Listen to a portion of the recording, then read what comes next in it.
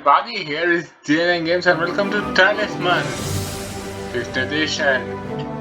So, this game just launched and I wanted to share it with you because this is actually the game that brought me to Steam a while ago.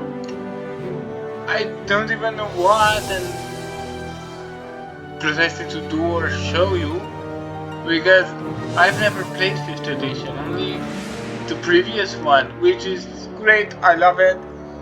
It's not precisely a game that I know how to stream, let's say, but it is a game that I played the hell out of. So as you can see here, it is the title that I have in the previous game, where I have everything regarding the Talisman and I'm playing games like crazy.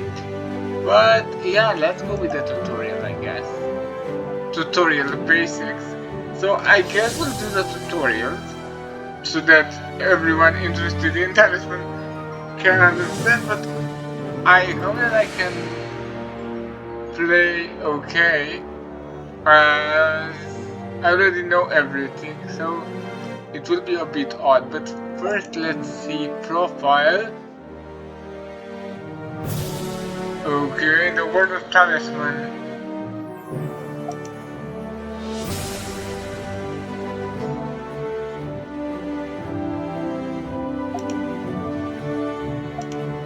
Okay, then we have avatars. I already picked the one that I like. I'm not changing my wonderful avatar for any of these. Player statistics. So I have 0, because these are the statistics for the new game. And characters. Oh, the characters look so fun here. Okay. Then my collection, we have decks in the base game and we have the Reaper, but I hope that they will bring a lot more expansions because in the previous game the expansions were a lot and they are pricey, will not lie, but still a lot of fun, worth every penny. So yeah, without further ado, let's do the tutorials. The base tutorial 1, the basics. Discover the world of Talisman, learn about the character, moving around the board and encounters and how to win. Okay.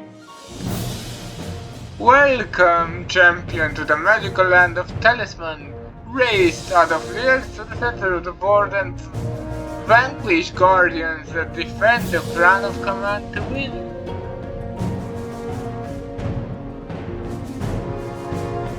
Okay.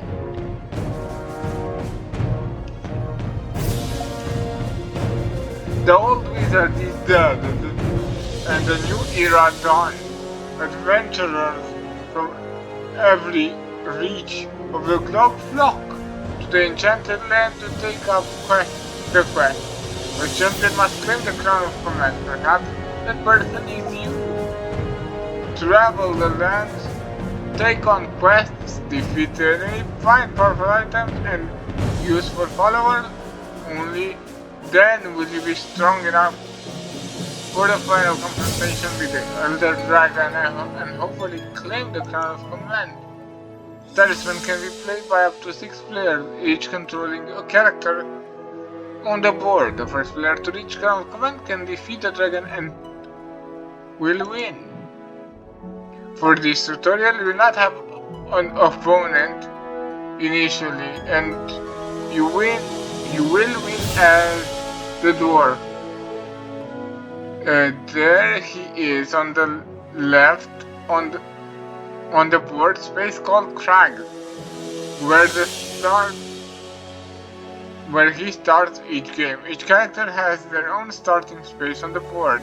The board represents the land of Talisman and is split into 3 regions: outer region, middle region, and inner region. You will start in the outer region, but will need the strength To strengthen your character to survive the middle and inner region, the dwarf has some starting stats shown next to his portrait on the left. Strength, how physically strong he is, 3. Craft, how mentally strong he is, 3. Life, how many lives he can lose before he is killed, 5. Fate, how many times he can reroll the die, 5. 0 for this tutorial. Gold, how much he has to spend, 1. You move around the board by rolling the die. The die resolves is how far he can move in clockwise or counterclockwise direction. All the choices you can make are shown in the right hand side. Roll the die now and see where you can move first. A 1. You roll a 1. This lets you move one space either clockwise or counterclockwise. Your choices are either the planes or the fields. Click on the field space to see what happens if you go there. You will draw an adventure card on this space as shown in the information box below. The adventure card contains the events, strangers, followers, enemies, places, and objects you will encounter on your journey. Your other movement option is the plane space. Is another space where you will draw a card, but for now let's head to the field. With the space selected, choose travel here. Choice on the right side of the screen. You move to the field space. When you move to a space, you have two options: encounter the space or encounter another character on the space. For this tutorial, there are no other characters on the board, so you must encounter the space. That means drawing an adventure card. Draw one using the choice on the right. Fountain of Wisdom. Nice art. I remember this one increased the craft by 1. You have found it, the Fountain of Wisdom. This is a place card and will therefore stay on the board per instructions below. When you encounter this card, you'll gain 1 craft point. Choose to gain 1 craft. The Fountain of Wisdom card will now stay on the field space. If you land on a space which already has a face-up card on it, you will encounter that card instead of drawing a new card. For a space in which state you draw more than 1 card, you will draw enough cards to make that total. Complete this round using the end turn choice on the right. This is your second round of the game. Time to move on. Roll the die again to see where you can move. You rolled a 5. Let's continue in the same direction and head to the graveyard. As before, you can select the graveyard space and choose travel here. Choice to move there.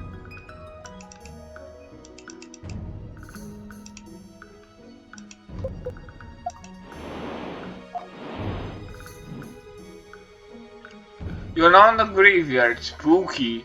On this space, you do not draw adventure cards. Instead, you follow the instructions on the space as shown below. The Dwarf is a neutral alignment, though you can choose different starting alignments, so you will gain 1 fate from the graveyard. Choose continue to encounter the graveyard now to gain 1 fate.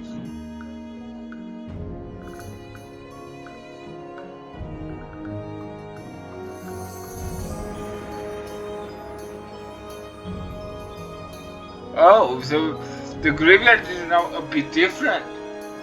In the previous game, The first statement was the same. Good creature lose 1 fate. The neutral would have to pay 1 gold to gain 1 fate, while evil replenished all its fate and could roll 1 die to gain, I think, exactly the same thing. Fate measures your character's luck and fortune. You can spend 1 fate point to re-roll a die just rolled, but you must accept the new result. You can also spend fate after you have rolled a movement to allow you to move up to 6 spaces away. Let's try that now. End your current turn and then roll the die for your next turn.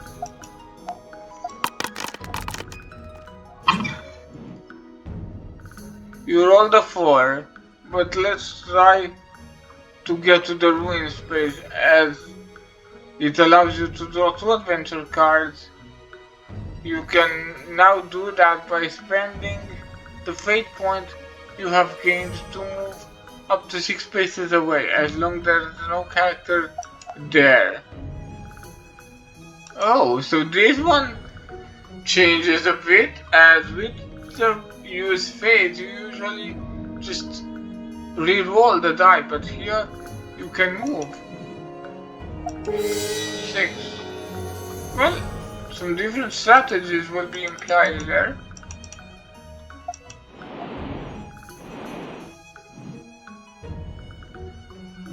You are now at the ruins. This space allows you to draw 2 adventure cards unless there are already face-up cards here. If there is 1 card, you will draw 1 new card. If there are 2 cards here, you will not draw any new ones and will encounter the 2 here. Draw 2 adventure cards. Sword and guide. You draw sword and guide, very useful. The guide is a follower and can be taken with you on your journey. Read this card to see which benefits he provides. The sword object can also be carried to give you a bonus in battle. You can only carry a maximum of 4 objects. Take both of these cards into your inventory and end your turn to complete this tutorial.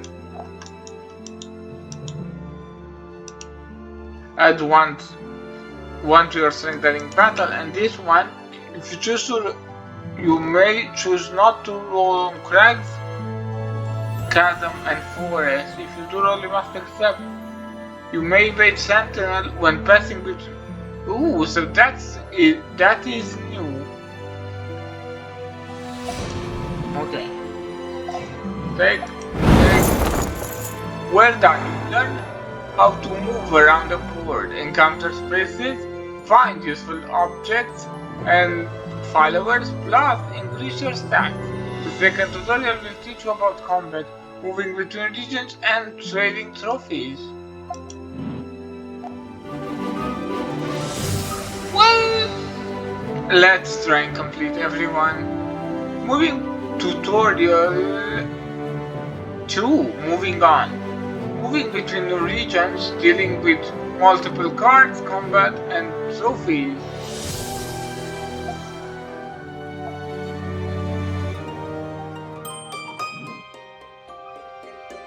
Our dwarf continues his journey and starts this tutorial with a guide and a sword he found previously. Starting in the city this time, he will make his way into the middle region where things can be tough. Start by rolling your movement.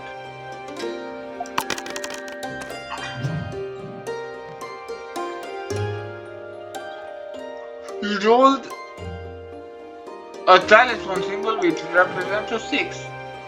There is no reason to visit a chapel, so let's head to the other option, the tavern at the top of the right top right of the board. Every good adventurer takes in a tavern visit at some points ahead there now by selecting the tavern space and choosing travel there.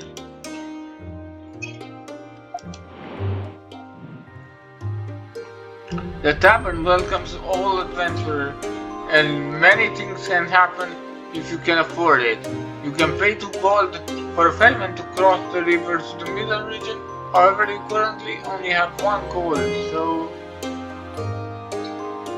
roll a die instead to see what happens.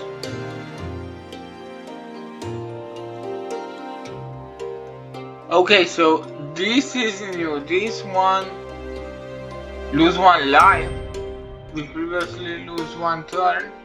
Then gamble and lose 1, gamble and gain 1. Listen to the minstrel. So this is also new. Gain a faith. Wizard offers to teleport you, and ferryman. But this is also new. We can pay 2 to just cross.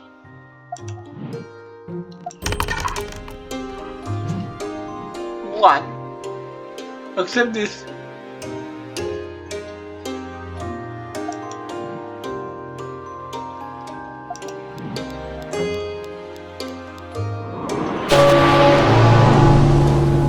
Lose 1 life point. The dwarf starts with 5 life points. He can heal life points back up to their starting value or gain life points with no upper limits. Various encounters will give your character the chance to regain lives. Oh my god, words. Complete this round by using enter. Let's put the brawl behind us and move on. Roll the die.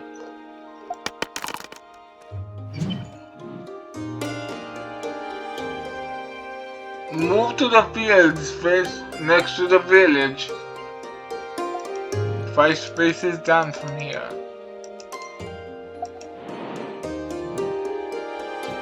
This is a draw card space, so go ahead and draw the top card from the adventure deck. X. You found an X. This is an object and a weapon, but also it has a special effect we'll use. Read the card description to learn how it can be used and take it into your inventory. So I think that this is the same. Add 1 strength during battle. You can build.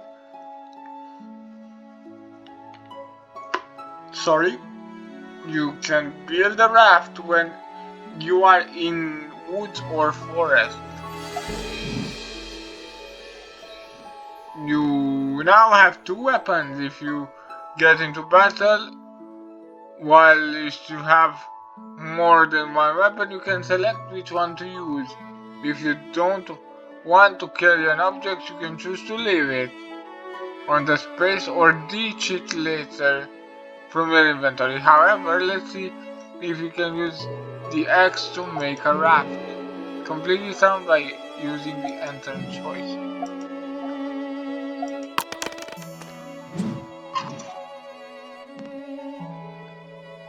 You rolled a 4. That's lucky. We can head on to the woods, which is 4 spaces. Clockwork, go away now. Go there now, or something. Before using the axe to build a raft, the space must be encountered first, and the instructions on the space are to draw 1 card, so go ahead and do that now. Okay. You draw a cave, which is a place. The dwarf has a special ability which allows him to increase his roll result in the cave. Oh. You can view your character information, including their special ability, by clicking their portraits on the left. Read each character's ability when starting.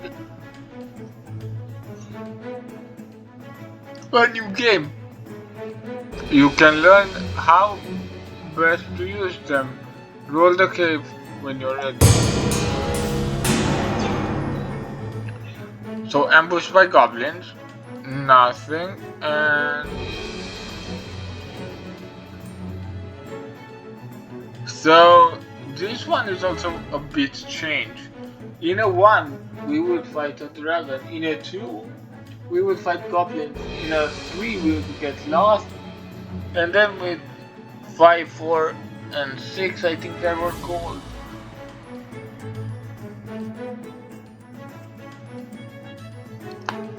But now, only 1 or 2 are problematic. Or, there is no need to increase the result to 5 for the cave, so accept the result by clicking continue.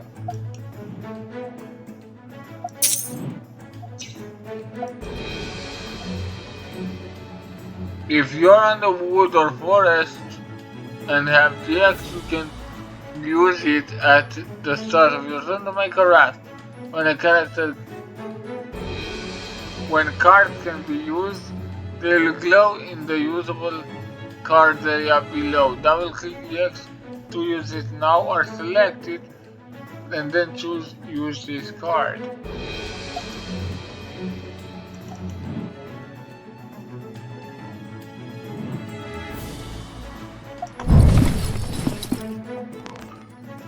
You built a raft. The raft can be used to move across the river to the middle region. If it is then discarded, this is one of the many ways to move between regions. Another way is by passing the sentinel. You must defeat the mighty sentinel in battle. If you are moving from the outer region to the middle region via sentinel space, you do not need to battle the sentinel. When moving out of the middle region back to the outer region. Another way to bypass the sentinel is to evade it. The guide followers you have will allow you to do this. So having the guide gives you freedom to move between the outer region and middle region. Nice. Instead of rolling a die for your movement, use the raft instead to move across the river. In the usable cards are below. Double click the raft just like you did with the X. You can move across to the space opposite on your next turn and your current turn, and then click on the raft to use it to cross the river.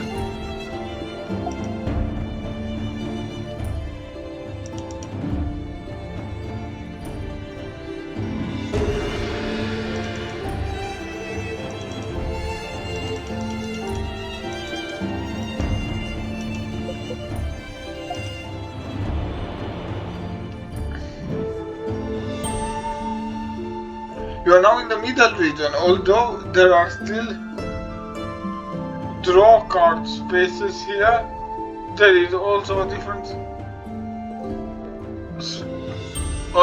spaces with interesting effect. So read each space description carefully before moving there.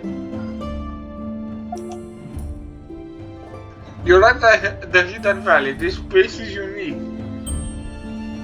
in that you can draw up to 3 cards here. As per the standard rule for drawing cards, you will only draw enough to take the total here to 3. As there are no cards currently, go ahead and draw 3 adventure cards.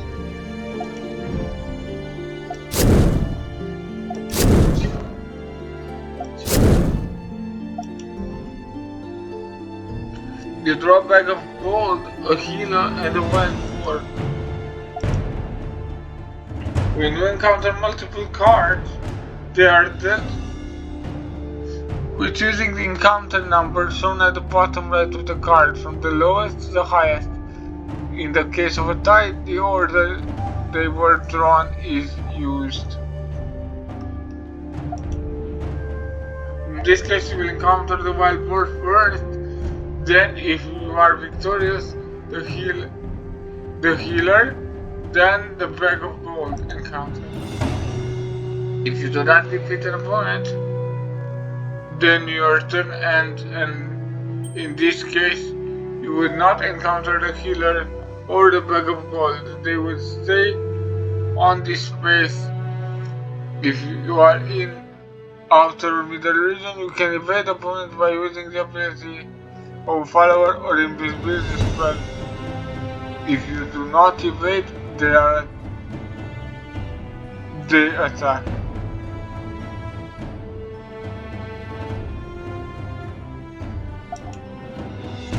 Start the encounter with the wild boar, equip axe, and let's charge into battle.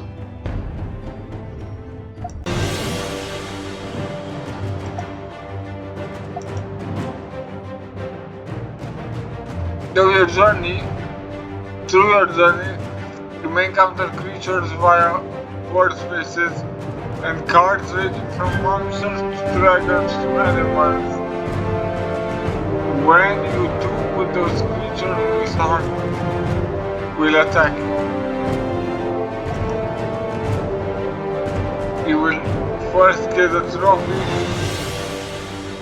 You will first get the opportunity to evade them if you are in the outer or middle region by using the ability of a follower or spell. For example, you cannot do that now, so Wilbur will attack.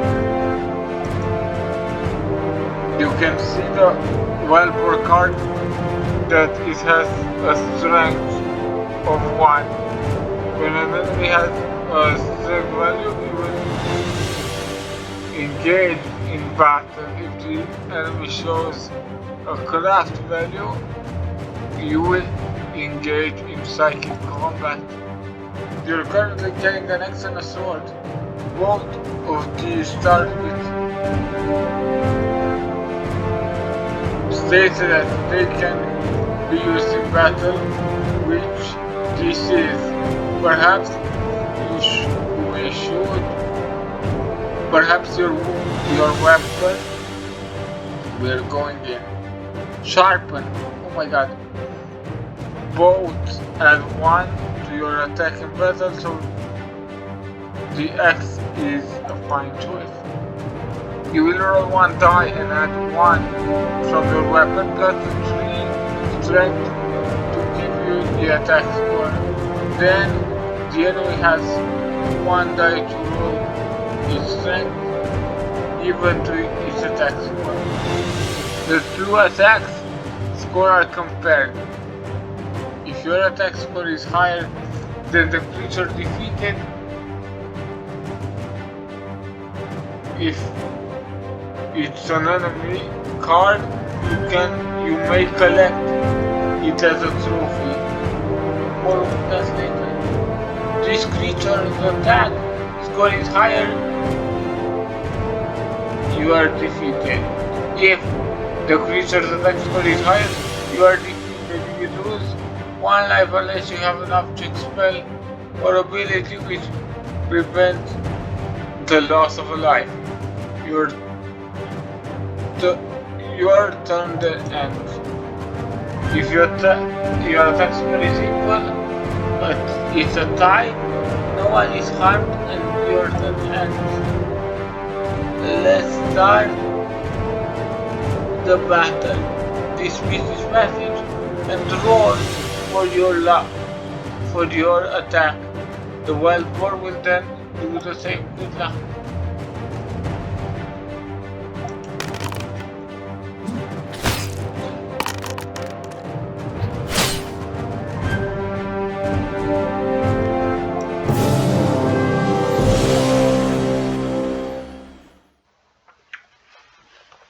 You defeated the wild boar. You will now encounter healer and bag of gold. Go ahead and encounter those now. A healer has made her home here for the rest of the game. She will heal any character encountered Discard up to 3 life per visit.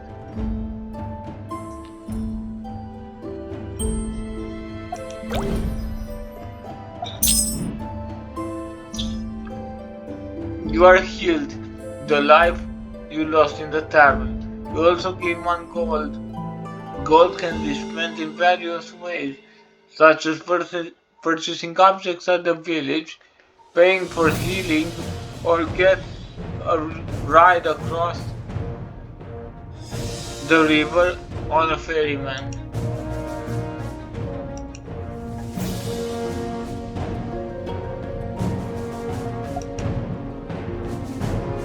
Even though gold is considered an object, it doesn't not stay in the same inventory as an object card. Instead, if your gold statistic shows in the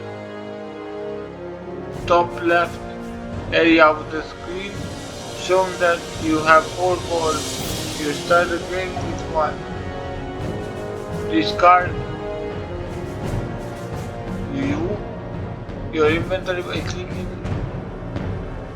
You can view your inventory by clicking on the Dwarf avatar, the top left area. This expands the current card inventory, and you will see your sword, axe, and the wild warrior just defeated. The wild warrior is now classified as a trophy. Trophies can be discarded in exchange for an increase in the attribute that was used to defeat it. To exchange 1 trophy or multiple, the total strength of the enemy card must meet or exceed your current strength points card increase. For example, if you defeat an ape 3 strength and exchange the end with the wild war, then your total strength 7 will be 4, which exceeds your current strength of 3, and so you would gain 1 strength extra. Trophy points would be lost, so trade in your trophy carefully. Well, so this makes a bit more logic, because then you will to increase your strength easily in the beginning, but increase it hardly as you progress. This is actually better, because that's 7.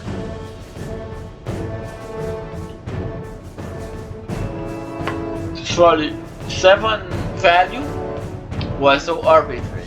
So this is actually very good. Okay. Complete this run by using the enter.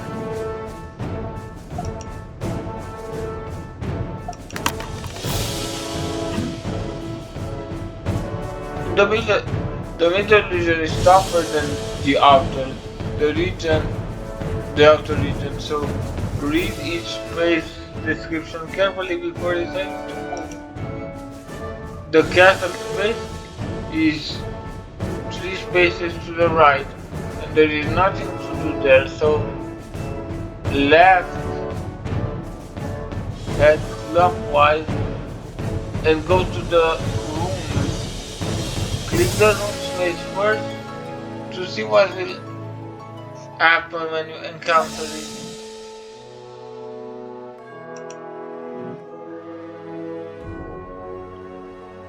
The room space is another draw card space, but with a different any creature you encounter there as 2 to inspect and craft.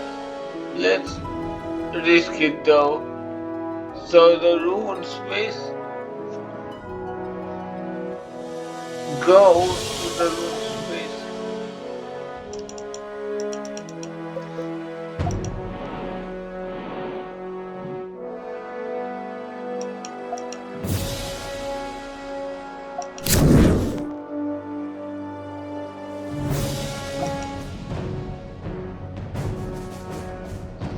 You've drawn Lemure.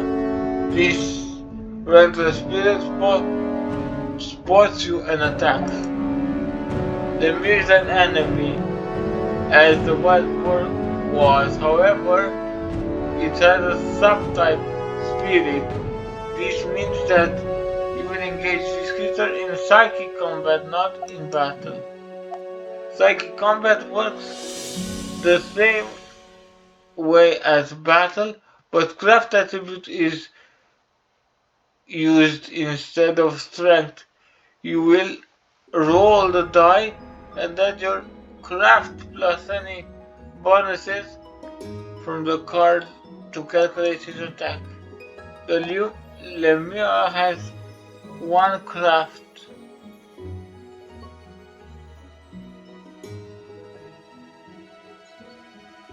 of only one, but it gains two because of the effect that the rune space. Start the psychic combat and good luck.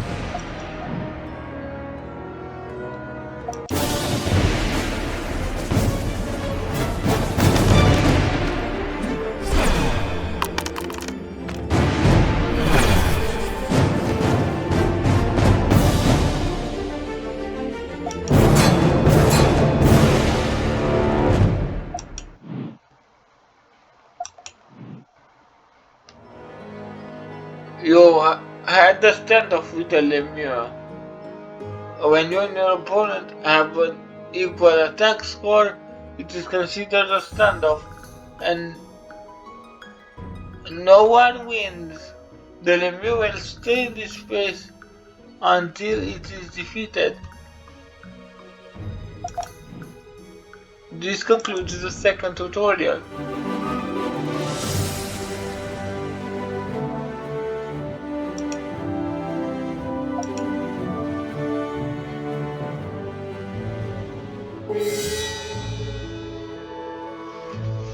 Oh, the warrior. Okay. In this tutorial, you have an opponent to worry about, the warrior. They start on the tavern space and have the same goal as you, to get to the Crown of Command and defeat the Elder Dragon. When you move to a space and encounter a space or a character you have landed on, your turn ends, and play moves down the list of players over on the left. The next player then takes their turn until all players have had a turn. This is called a round. Start by rolling the die for your movement. You roll the 1, move to the plane space that is to the right of your creature located, and then encounter the space, drawing one card.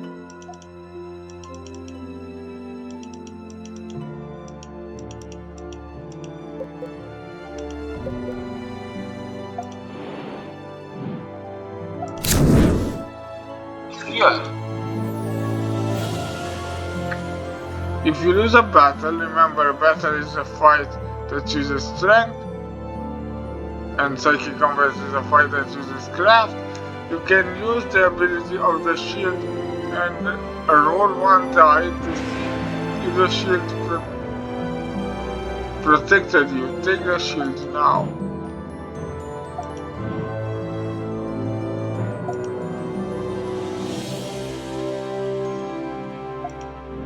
End your turn.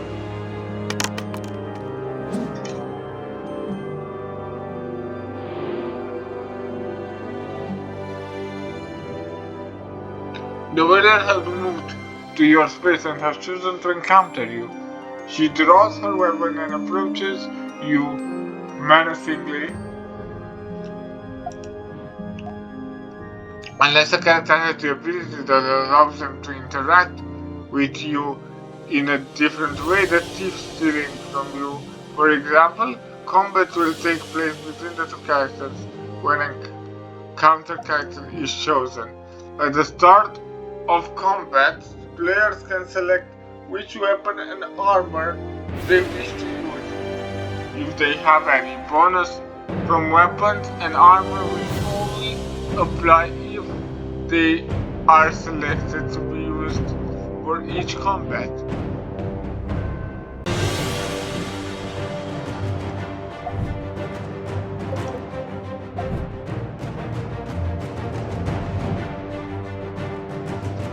When the warrior is attacking you, so she can choose the equipment first. A sword and an axe. She has no armor. You can now select your axe and shield to use for team methods to go ahead and select them.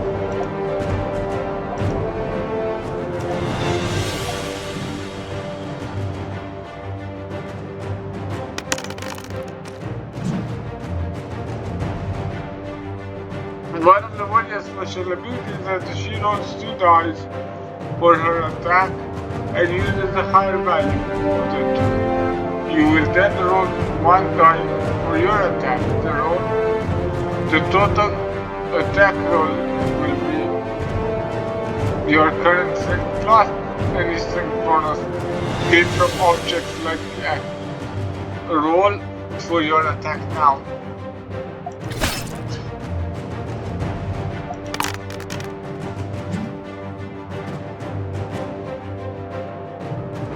The warrior wins with an attack of 9 versus the dwarf 7. You can choose a fate point to reroll with your attack, but let's put our fate in the shield we carry. When you choose continue, you will accept the result. Then the warrior will select her reward and carry up. And can either choose the dwarf, which cause him to lose a life, an object if he's carrying, or a close. So the warrior selects to take a life of the dwarf. The life can be saved by the shield. So I continue to find these.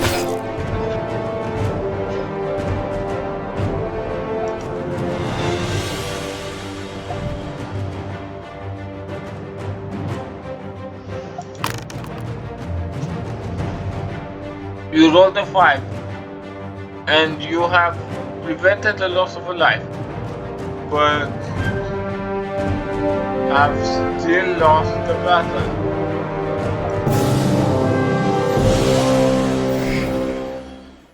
Whenever a character loses combat against another character, they will get 1 fate point. Oh, that's also new. After the warrior ends her turn, it's your turn again. Roll a die to move.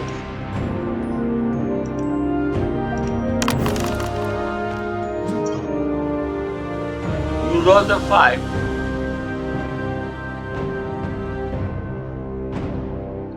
Move to the first place now.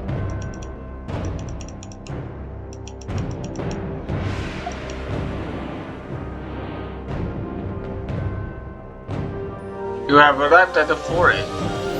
On this space, you can roll 1 die and check the results as described on the space. The guide follower you have allowed you not to roll here, but let's roll anyway.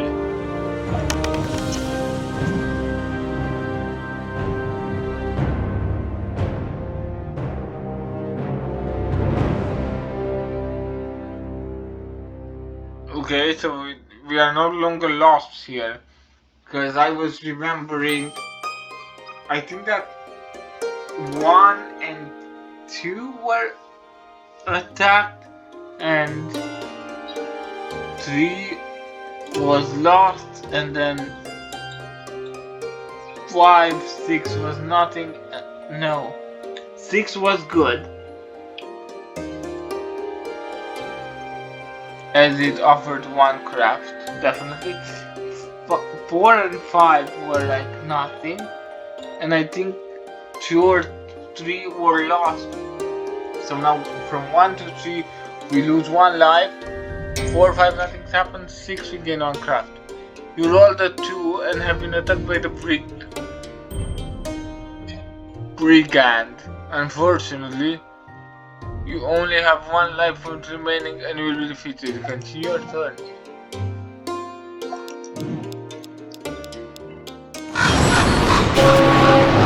Really now?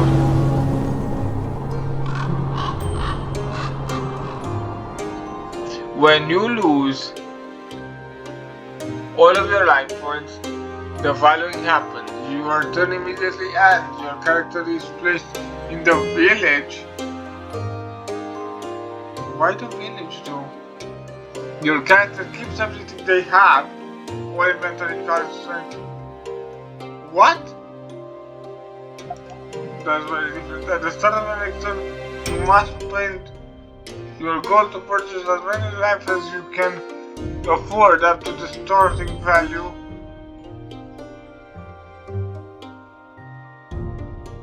At the cost of 1 per life. If you have no gold, you gain 1 life, then your turn immediately ends.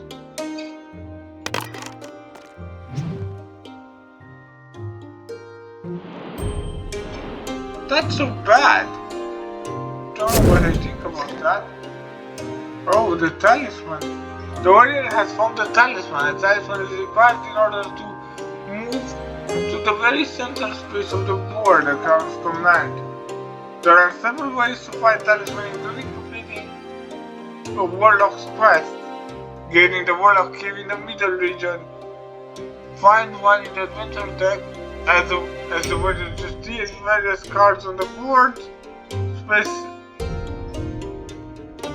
various cards or board spaces encounters, steal one from another player.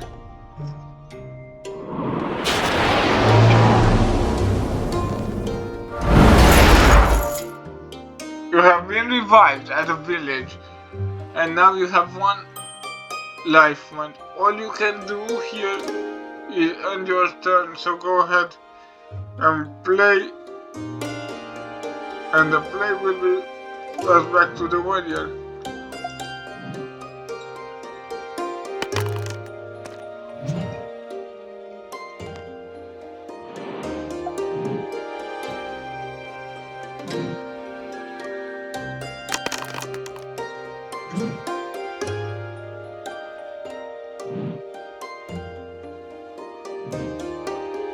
The warrior went to the tavern, rolled a 6, which gives them the option to take a ferry across the river in the middle region on their next turn. This is one of the several ways to move from the outer region to the middle region.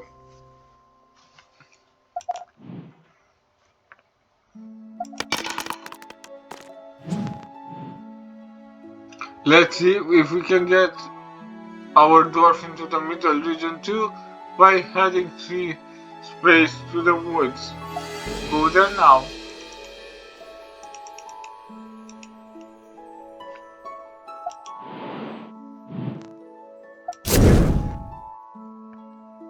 Wand. Oh, this is new. If you ever run out of spells, you may immediately draw 1 new spell as long as your craft allows it. Draw 1 spell. So that's magic staff, I think it was called. Healing spell.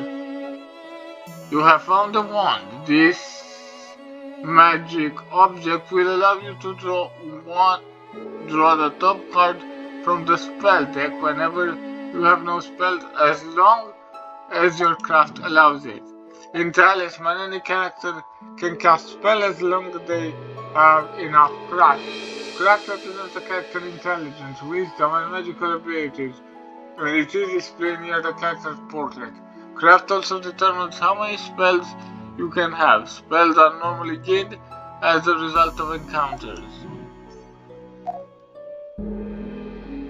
The effect of a spell and when it may be cast are detailed in the individual spell card. The number of spells a character can have at 1 point is limited to their craft.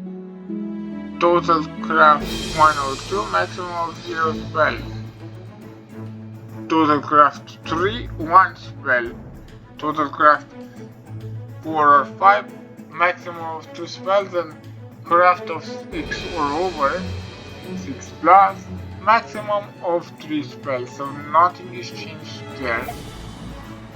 Casting a spell is optional. You may keep them as long as you like before casting them. A spell can only be cast If there is a valid target, once a spell is cast and its immediate has ended, it is discarded. The maximum of spells you can cast during the turn is equal to the number of spells you started your turn with. Oh, that's also different. To cast a spell, click on the spell card in the play area below and choose use card. Spells will glow when they can be cast. As the number of spells you can cast per turn is the same as the number of you started with, you cannot cast the healing spell yet. End your turn now.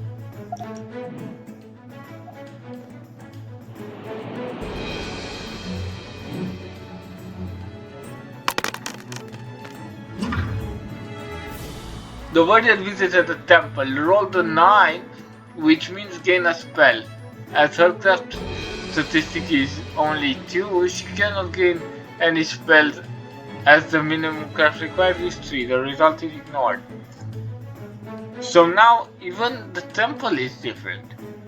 As with a 2 or 3 you lose 2 lives, with a 4 or 5 you lose 1, with a 6 you gain 1 strength, with a 7 you gain 1 craft, 1 fate, with an 8 you gain 1 craft, with a 9 you gain 1 spell, with a 10 you gain 2 lives, with a 11 you get 2 fates, and with a 12 you get a talisman.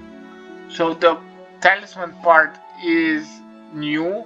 Also the life and fate gain are different, but yeah, I will have to adapt to those new changes. So roll a die for your movement.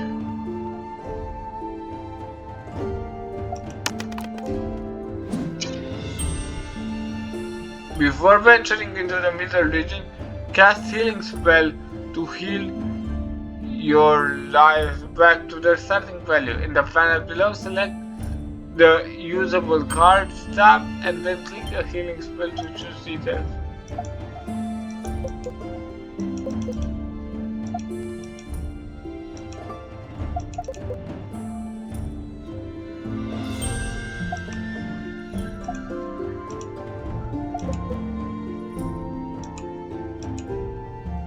Details. Cast anytime. Heal any one character including you up to their starting value. Cast spell.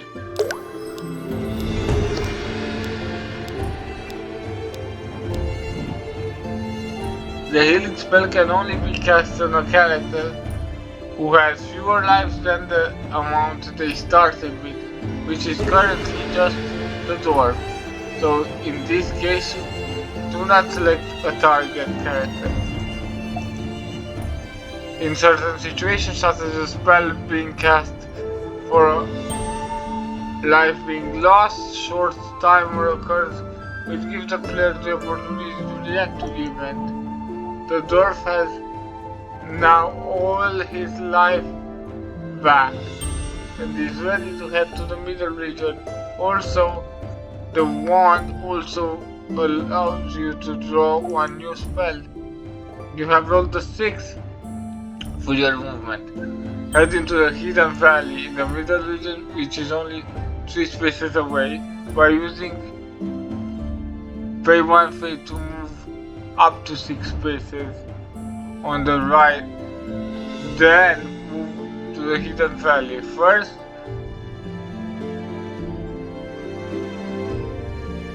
draw 1 new spell, then use pray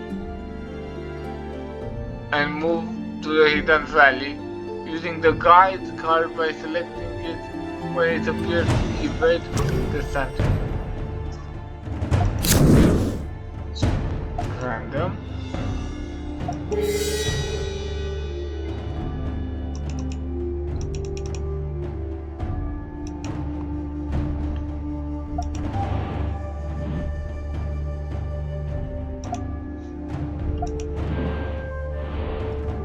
Okay.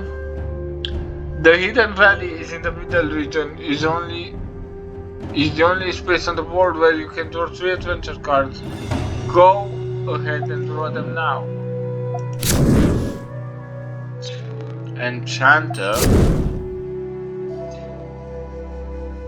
Crown of the Archmage, and Ring.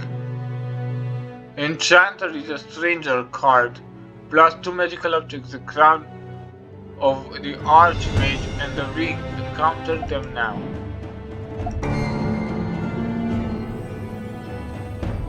Enchanter, the first character with the craft of 4 or higher to encounter this card will be granted one of the following wishes: gain 1 gold, spell, strength, craft, life, or fate token, or teleport to any space in this region, then discard this card.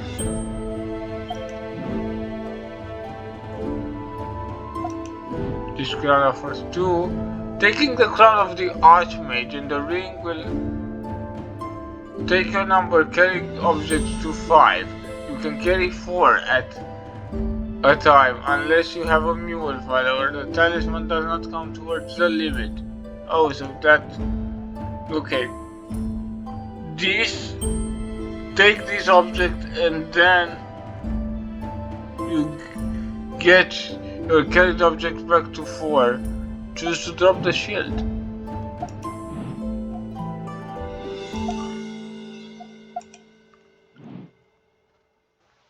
You can ditch any number, any of your followers or objects unless they state otherwise on them at any time during your turn. They are left face up on the space you occupy and cannot be taken back during the same turn. You may not intentionally drop a talisman whenever you should receive a talisman, but you already have one in your possession. It is left face up on the space you occupy. So now you can no longer hoard the talismans. Good to know. As I usually hoard them as the title gets announced. Okay.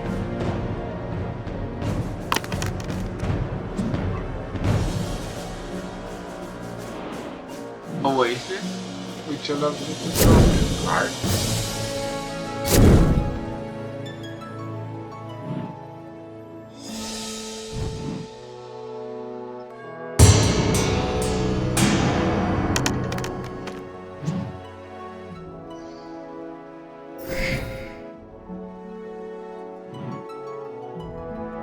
The spell you drew after casting Healing is called Random. This spell casts a random effect on a target determined by their roll. Cast it now by clicking the card below it in detail. Select the cast spell choice on the right and select the warrior as the target.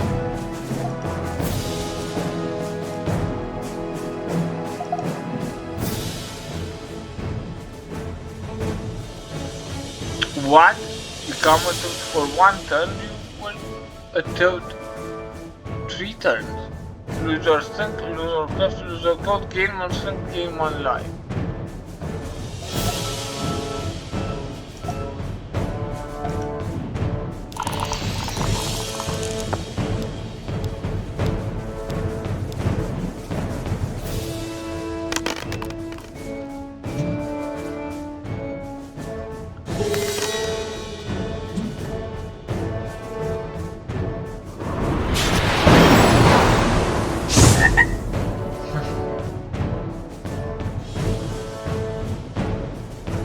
By choosing a fate point to reroll the die, the warrior and turn into a toad. A character may be transformed into a toad by various board spaces or cards encountered. As a toad, you will be weaker, though this effect only lasts for 1 turn. If you become a toad, you only move 1 space per turn, and you must follow the same rule of space and characters encountered. You may not gain or cast spells, though you can keep the spells you had before you become a toad.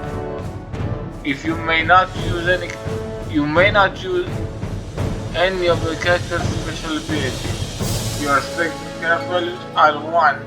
You may not use gain gain counters to add to your strength or craft.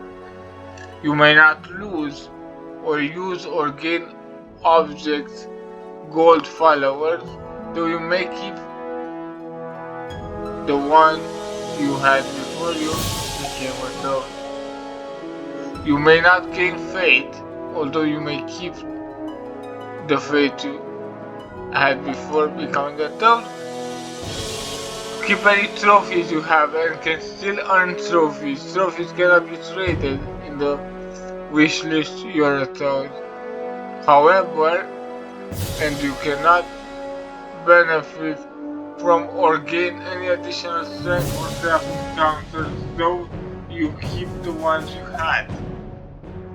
If you lose any lives as a toad, you do not get them back when you turn back into your character. The rules for toads are slightly different in 5e edition Talisman. If you prefer the harsh 4th edition toad rules, you can enable Dire Toad House rule when setting up a game. Roll the die to move.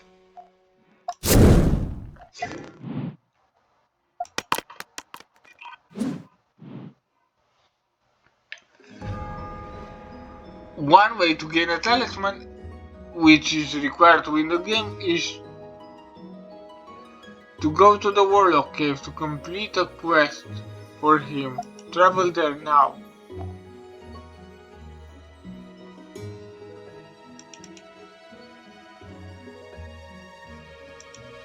Oh, because I rolled a 6. I'm so bad with this. Because I think this is a 1, but it's actually 6. On this page you will roll 1 die and consult the space description below.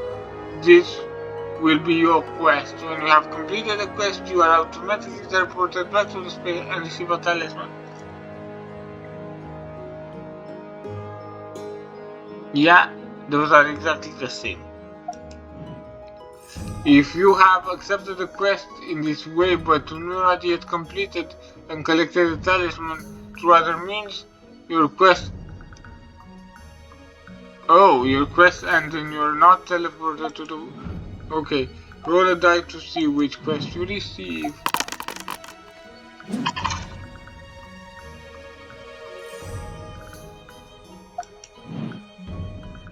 You rolled a 4. The quest requested you to give the Warlock a magic object as soon as you are able. Lucky you have one. Accept the quest and select the one to give to the Warlock.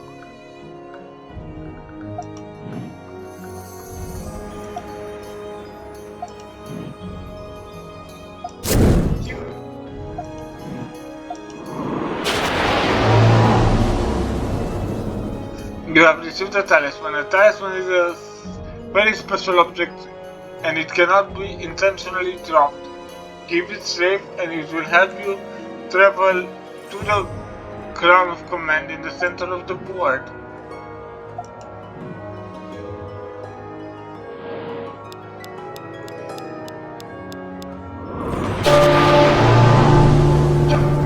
The warrior could only move one space as a toad, and so he encountered a desert space where characters will lose a life unless you have a water bottle.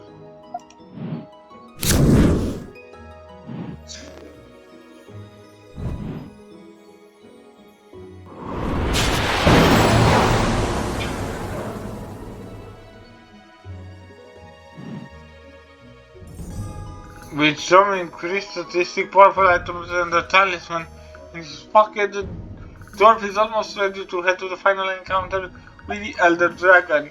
This concludes Tutorial 3. You should now have enough knowledge to play a full game and create your own stories. Good luck, have fun, and remember, every adventure has high and lows, so make sure you roll with the die no matter what comes up. Okay. Experienced Talisman player, this tutorial explains what's new in this edition.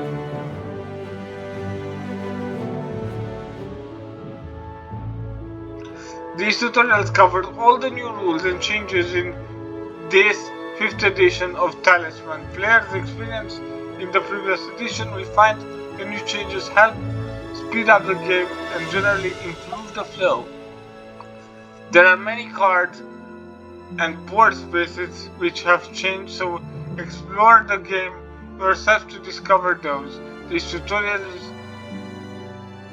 will highlight the major changes you need to be aware before starting a new game. Talisman 5th edition takes place in the 11th era. In the previous era, the Great Wizard Tyrannus won the Crown of Command after a long epoch of darkness. He returned life to a broken realm before disappearing, disguised by a lack of gratitude from the speaking peoples. Now, Tyrannus' time is over. The Talisman have returned and the portal of power has been closed, awaiting the few who might reopen it into the plains of peril. An elder dragon guards the crown of command, and his dreaded voice calls out all who dare to seek the ultimate power. A champion must claim the crown of command. Perhaps that person is you. The final space in the inner region is the crown of command. The first player to reach the crown of command and defeat the elder dragon wins. The elder dragon has a strength of 10 and a craft of 10. The player can choose to battle in psychic. Choose battle or psychic combat when controlling the dragon. If you are defeated, you lose 1 life and must confront the dragon again on your next turn or turn back. If you defeat the dragon, you obtain the crown of command and win the game. You always must have a talisman to enter the Valley of Fire space and move to the crown of command. Roll 1 die to move. Really? It helped me in no way. One of the most noticeable changes in this edition is the talisman symbol on the dice. In this edition, the talisman symbol represents a 6, wherever the previous it is represented by a 1. Trade can be gained and replenished in all the same ways and as in previous edition, but this time there is one new way to gain fame by losing in a battle or psychic combat with another. Losing in a battle? Okay. The winner of a player versus player combat claims their reward as normal. Then the loser of the combat gains 1 fate. If you don't like your movement roll, you may pay 1 fate token. Instead of the original die number, you may instead move your character up to 6 spaces to the land on a space unoccupied by another character. This is now by selecting pay 1 fate to move to 6 spaces of your choice to the right and select the woods space to the temple and choose travel there.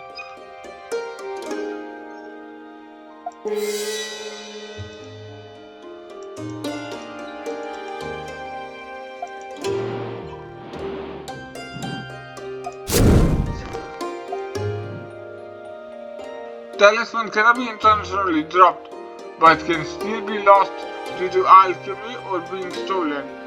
It also does not count towards your carry limit. You may only carry 1 talisman card If you are on a warlock quest and have not completed it, but to find a talisman to either means your quest ends and you're not teleported to the warlock cave.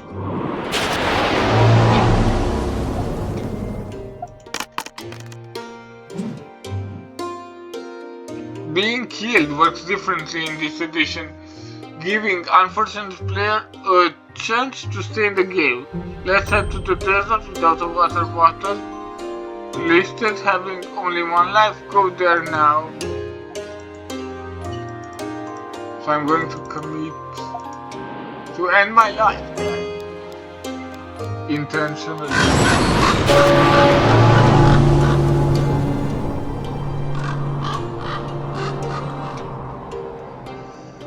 After your lives can be defeated. When this happens, your turn immediately ends and your character moves to the village space in the object.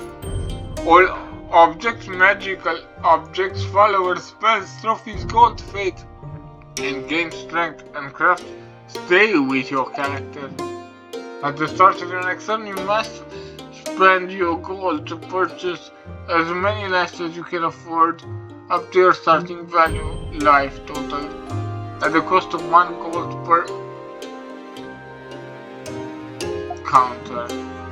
This is calculated for you. If you have no gold, when you lose all your lives, you will gain 1 life point. After regaining life, your turn ends.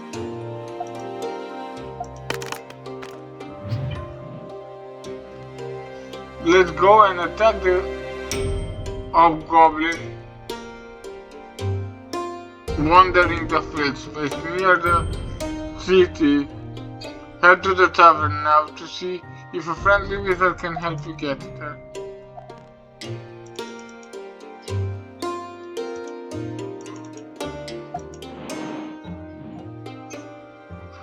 The tavern offers a new option in this edition. You can pay 2 gold to the ferryman to cross the river to the temple space instead of rolling to see wherever it happens. For now, roll to the tavern as normal.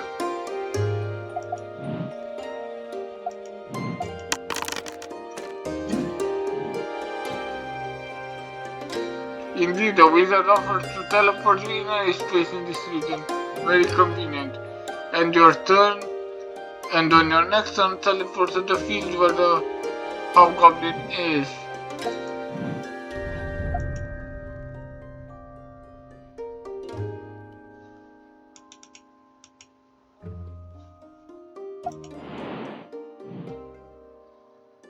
Combat hasn't changed in this edition, so go ahead and take on the hobgoblin.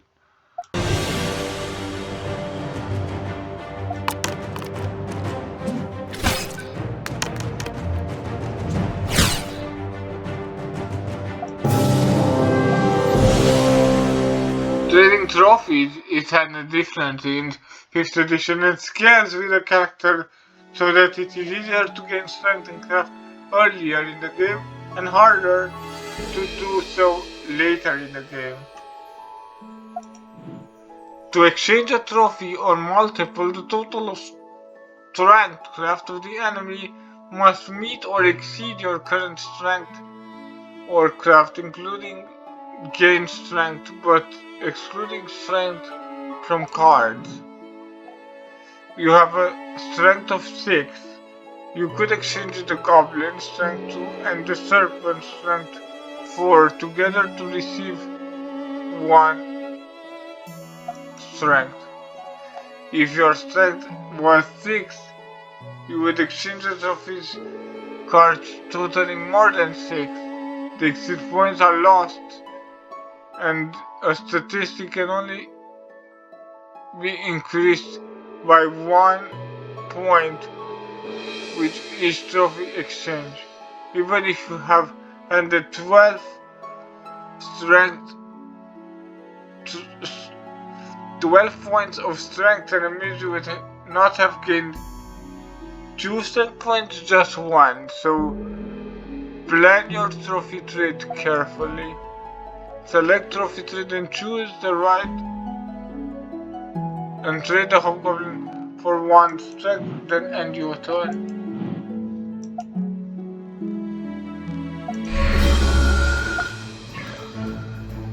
Being turned into a toad is never a pleasant experience, but in this new edition of Talisman, the experience has been made slightly less painful. Head to the city to encounter the Enchantress.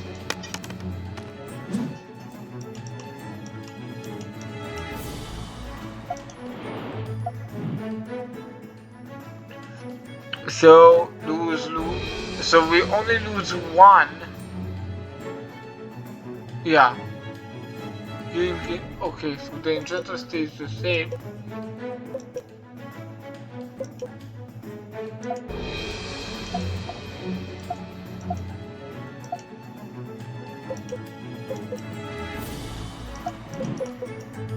But they done that. Okay. I don't know what happened there.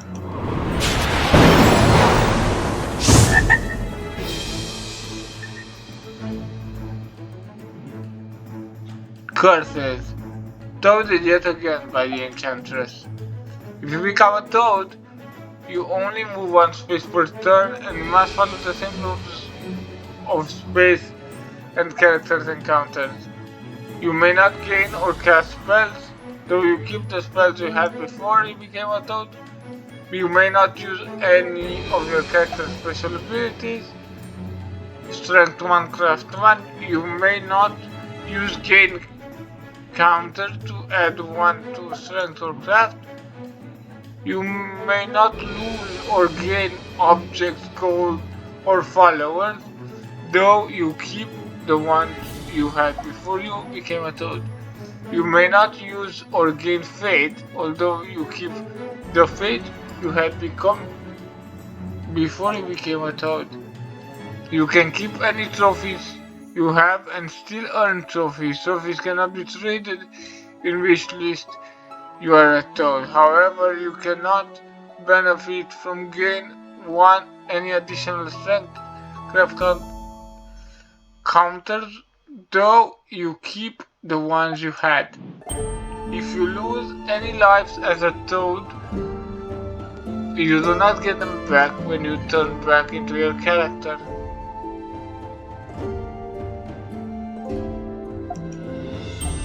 The rules for the toad are slightly different in 5th edition Talisman. If you prefer the harsh 4th edition toad rules, you can enable the Dire Toad House rule when setting up a game. Continue your movement next turn.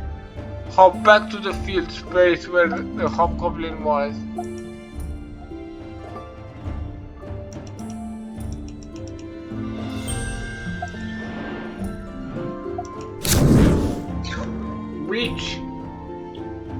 A witch lurks into the space.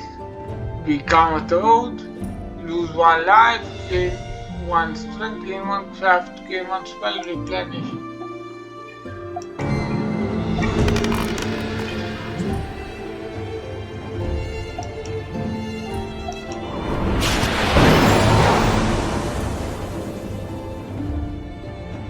Okay.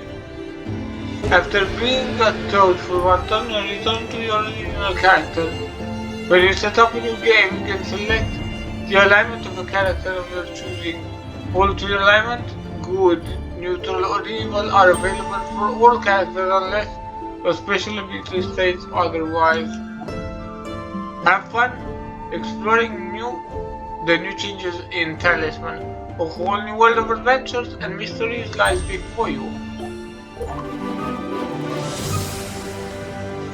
Well, then I guess this will be all for today. I have been DNA. Don't forget to like and subscribe if you enjoyed this experience of showing you Talisman. And next time we will get back to Hand of Fate. But as the game just launched, I needed to just check it.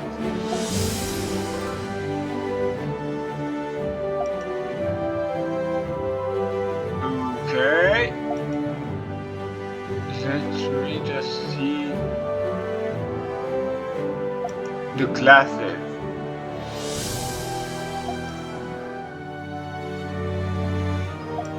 So this one is random, this one is assassin.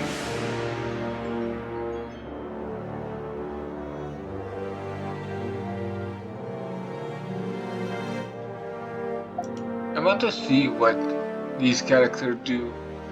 Assassin.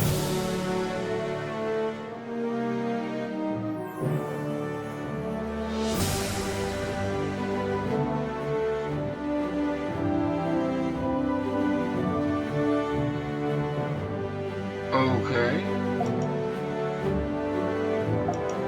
And then we have Dwarf.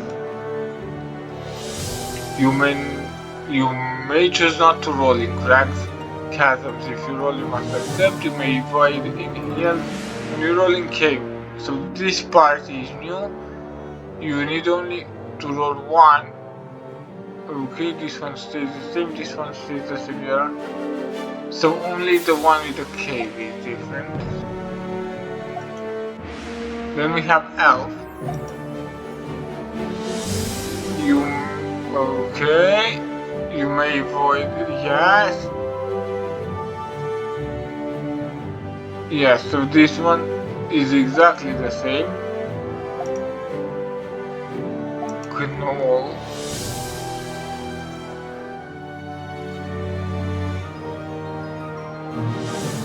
Okay.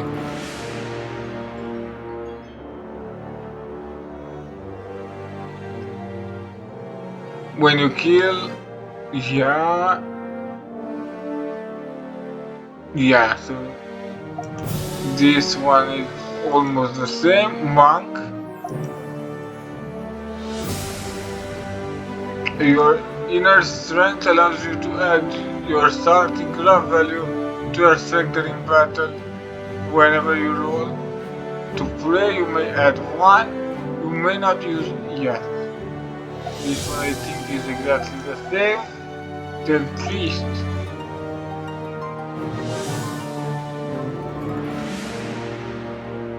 Okay.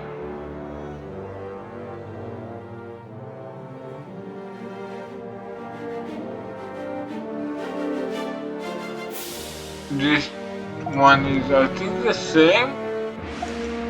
Then prophetess.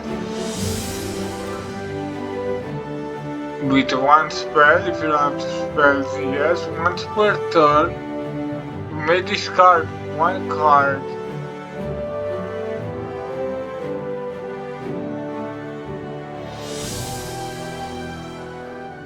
Okay. Then this one says sorcerer says okay, yes.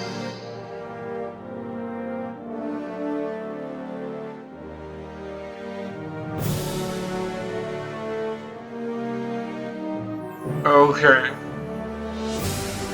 Interesting.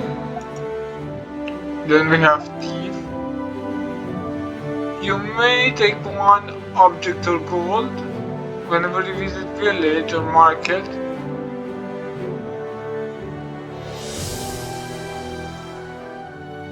Okay. Then troll. Okay. You may not roll into the crags. You heal. So this one is exactly the same. Then we have warrior. When you roll during battle, you determine your attack roll. Roll 2 dice instead and take. Okay, you may use 2 weapons. This one is exactly the same. And the final one, the wizard. With 2 spells. If you run out of spells, you immediately draw a new spell. When you attack a character. So this one is exactly the same. Okay, so yeah, then this time this will really be all for today. I have been DNA Games. Don't forget to like and subscribe. If you enjoyed the video, feel free to comment, and I'll see you on the next one. But until then, have some great days. Bye.